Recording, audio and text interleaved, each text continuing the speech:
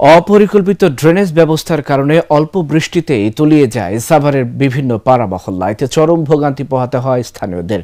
দীর্ঘদিনেও জলাবদ্ধতা নিরসনে কোনো উদ্যোগ না নেয়ায় ঢাকা আরিচা অবরোধ করে বিক্ষোভ করেছে স্থানীয়রা। পরে প্রশাসনের সমাধানের আশ্বাসে সড়ক ছাড়ে এলাকাবাসী। সাভার থেকে জাহিদুল ইসলাম খানের পাঠানো তথ্যচিত্রে ডেস্ক রিপোর্ট।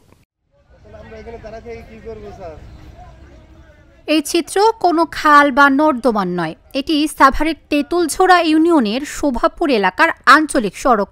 বৃষ্টির পানিতে দীর্ঘদিন জলাবদ্ধতা থাকলেও এটি নিরসনে উদ্যোগ নেয়নি কেউ, যে কারণে প্রতিনিয়ত দুর্ভোগ পোহাচ্ছেন শিল্পাঞ্চলের পোশাক শ্রমিক সহ লক্ষাধিক বাসিন্দা।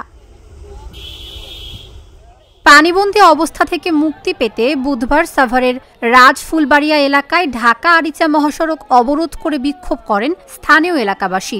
বিক্ষোভকারীরা জানায়, প্রতিবছর বর্ষা মৌসুমে সাভারের তেঁতুলঝোড়া ইউনিয়নের ৩টি গ্রামে জলাবদ্ধতা স্থায়ী রূপ নেয়। এর থেকে পরিত্রাণের দাবিতেই তাদের সড়ক অবরোধ ও বিক্ষোভ।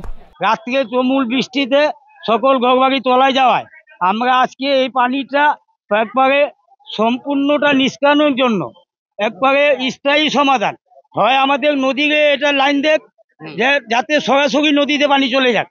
এখান থেকে যে লাইন দিবে এই লাইনটা উনাদেরকেও সমস্যা, এখানে এটা আবার বন্ধ হয়ে যাবে। আবার টিএনও সাহেবের কাছে যাব, আবার নেতাদের কাছে যাব, পানি গোরস্থানে যায়। আমরা আসলে এমন ভাবে সমস্যা আছি বলার মতো না, মানে পানি বড্ড আমরা হয়ে আছি। আমরা তো এখান থেকে একটা রোগী যদি একটা অ্যাক্সিডেন্ট হয়ে যায়, আমরা কখনো একটা ভ্যান গাড়ি বন্ধ যাচ্ছে না। মহিলারা যে মা বোনেরা আমরা গার্মেন্টসে করে খাই, গার্মেন্টসে যাচ্ছে না। এত আজকে সকালবেলা 5 জন শ্রমিক করে গেছে ভাতের বাটি নিয়ে।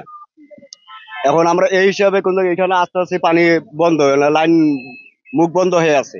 আমাদের বাড়ি ঘর আগে তো করা হয়েছে, এখন নিচে হয়ে গেছে, সমস্ত পানি গিয়ে সবার বাসায় ঢুকে, বুঝছেন, ড্রেন বন্ধ হয়ে গেছে, পানি নামার কোনো ব্যবস্থা নাই।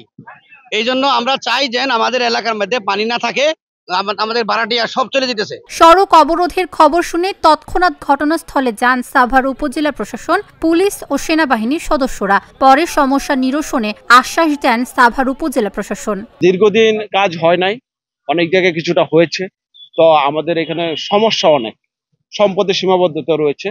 আমরা এলাকাবাসীর সাথে বসেছি, ওনাদেরকে দাওয়াত দিয়েছি। আজকে যে সমস্যাটা ছিল সেটা সমাধান হয়েছে, পানি প্রবাহ হচ্ছে। দীর্ঘস্থায়ী কিভাবে এটা সমাধান করা যায়, যারা জমির মালিক রয়েছে সে তো টাকা দিয়ে তার জমি ক্রয় করেছে, যারা এলাকার লোকজন রয়েছে তারাও চায় হলো যে জলাবদ্ধতা নিরসনে পানি প্রবাহ যাতে হয়, তারাও সুন্দরভাবে বাঁচতে চায়।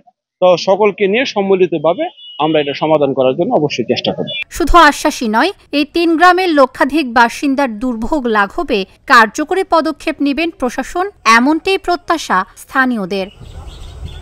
Dhaka journal news desk.